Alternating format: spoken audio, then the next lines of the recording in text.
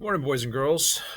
So here we go for fire class. First video I'm going to be doing. We're going to try to do some of these from time to time. I'll be honest with you, it's probably not going to happen a lot or always, but I think it's a good method, a good way to actually get some of this material across. Clear off my screen a little bit. Um, so, what we'd like to discuss or how things are going to work. I'll be doing a little lecture and I'll make it short. It's not going to be a big thing. We'll cover some material, some basic stuff out of our material that we need to be learning.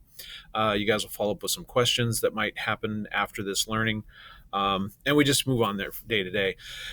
Like I said, reality is I'm probably not going to be able to do this every single day or every week, put up something like this, but I'm going to try to, and hopefully, again, this doesn't last very long. We're back to school sooner than later, but we got to do something, and here we go. So we're in ladders. We're trying to finish this up, and I'd like to kind of finish this up in the next 2 weeks if possible. Um, we're going to right now be talking about how to select the correct ladder. You guys know the ladders we have in our room. Like I said, we have a 24 foot single section one fly section ladder, and we have a roof ladder, which is 14 foot. And we need to correctly select which ladder is going to be used for what. These two ladders we have can only be used really on a single residence home. We can maybe hit the window safely of a second story with the 24-foot ladder.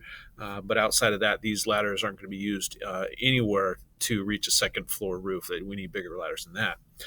So let's go through the PowerPoint. And like in the past, you guys have to take notes on these lectures. If you want to, you more than welcome to go ahead and take notes. But I don't think it's necessary now because you're going to have this video with you, so you can always refer back if you need to. So, selecting the correct ladder. IC or supervisor usually determines ladders and ladder placement, but you must be able to select your own. So, when we're on the fire ground, we're definitely going to be directed. We're going to be looking to our captains, any supervisor we have in front of us who is going to give us direction as to what we should be doing. But as you guys have seen some of these videos we watch, things can get hectic, things get busy, and you have to be capable of making decisions on your own what's going to work best. When working off a roof ladder or upper stories, there must be at least two means of escape at a location remote from each other. We've talked a little bit about this. The ladder's extended 3 to 4 rungs past the roof.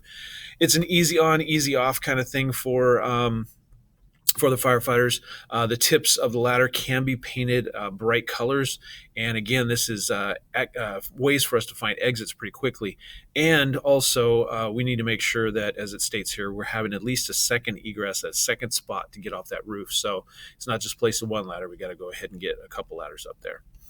Selecting the correct ladder. This is in your book. From time to time, I'll try and copy some pages or screenshot some pages to get to you that might be required in some of your questions that you're going to have to answer as well related to this. But a lot of times the PowerPoint might give you what you need. So ladder selection, working location, first story roof. As you can see, we've got a 16 to 20 foot ladder. So that would reach that first story roof, no problem. Our 24 would be there, right? Second story window, 20 to 28 feet. As I was saying, our 24-foot ladder here could reach that second story window safely and be able to get in and out, and for rescue purposes would work fine.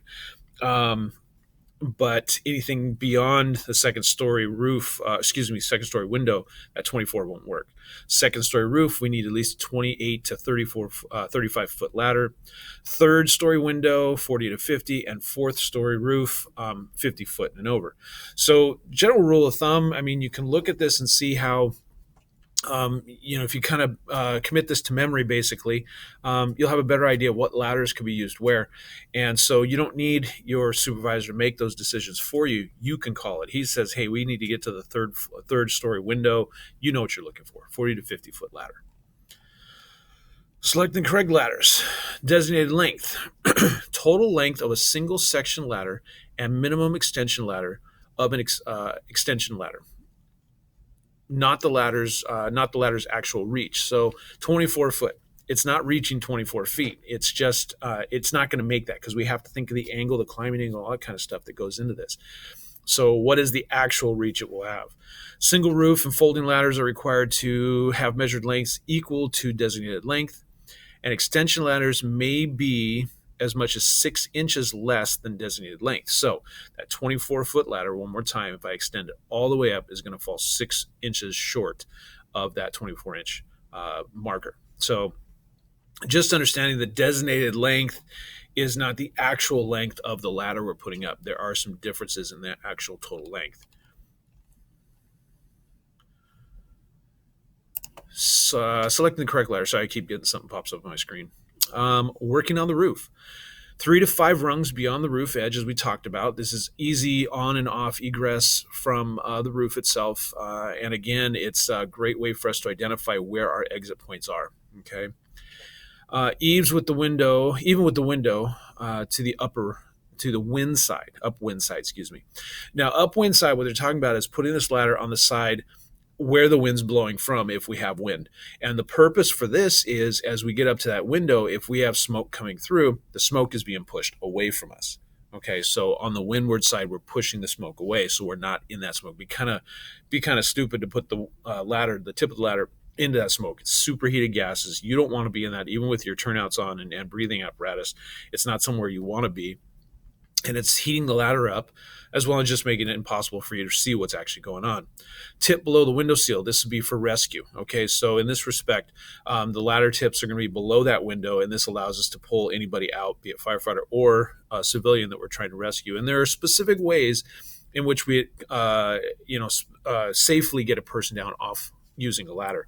So, and we'll kind of talk a little bit about that and kind of be able to find some video and stuff like that to kind of demonstrate how we'd actually get people out of windows. I think that pretty much takes care of today's lecture.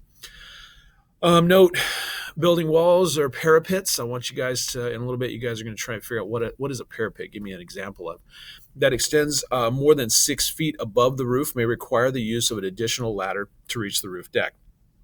You can place a roof or straight ladder on the roof side of the parapet and next to the extension ladder to assist firefighters and from to and from the roof.